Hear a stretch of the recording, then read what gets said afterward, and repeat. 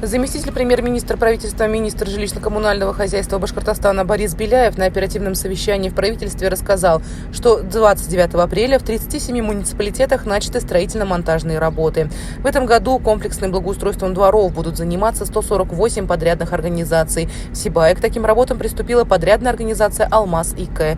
Сейчас им предстоит благоустроить дворы по улице Матросова 1/1, 1/2, 2/1.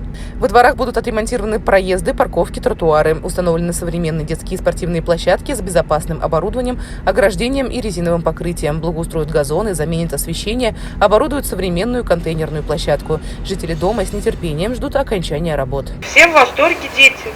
Нам тоже нравится. Хотели, чтобы футбольная площадка была, потом зимой, чтобы там заливали лед. Получается, спортивная, детская. По срокам быстрее, конечно. Помимо дворовых территорий на улице Матросова, в 2020 году в рамках программы «Башкирские дворики» будут благоустроены дворы по улице Чайковского с 10 по 20 дом. Общий объем финансирования по программе составляет более 41 миллиона рублей. Елена Афанасьева, Радмир Синглов, телекомпания СТВ.